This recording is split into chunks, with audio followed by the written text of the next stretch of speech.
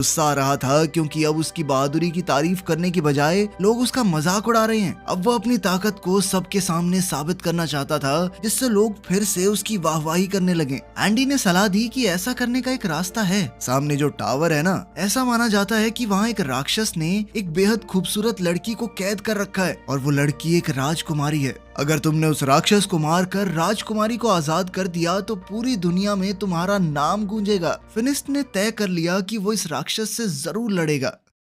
रात होते ही फिनिस्ट और एंडी उस टावर की ओर निकल पड़े। वहां पहुंचकर उसने देखा कि यहाँ पहले से ही कुछ योद्धा इस राक्षस को हराने आए थे, लेकिन वो लोग मशहूर होने यहाँ नहीं आए। वो तो राजकुमारी को बचाकर उससे शादी करना चाहते हैं। उन सब ने फिनिस्ट से पूछा कि अगर उन्होंने मिलकर राक्षस को हरा दिया तो राजकुमारी किसे मिलेगी। इस बात पर फिनिस्ट ने कहा कि मुझे नहीं चाहिए ये राजकुमारी, मैं तो बस यहाँ पे नाम कमाने आया हूँ। अलग जाकर फिनिस्ट ने एंडी को बताया कि वो उस राक्षस को अकेले मारना चाहता है, इसीलिए वो सुबह का इंतजार नहीं करेगा। ये कहकर वो टावर के अंदर खिड़की से चला गया। वहाँ पहुँचते ही फिनिस्ट को वो खूबसूरत राजकुमारी मिली। उसने फिनिस्ट से कहा कि क्या तुम भी मरने के लिए आए हो। फिनिस्ट ने कहा कि मैं तुम्हें बचाने आया हूँ। ये सुनकर लड़की भाग के अंदर चली गई। उसे रोकने के लिए फिनिस्ट ने उसका हाथ पकड़ लिया। राजकुमारी ने अपना हाथ छुड़ाया और एक पिलर के पीछे चली गई। तभी पीछे से एक सांप ने फिनिस्ट पर हमला कर दिया। फिनिस्ट इस सांप से लड़ने लगा। तभी फिनिस्ट को समझ आया कि ये कोई आम सांप नहीं है, बल्कि उस राक्षस की पूंछ है जिससे लड़ने वो यहाँ आया है। ये देखकर उसने पहले तो राक्षस पर खूब हमले किए,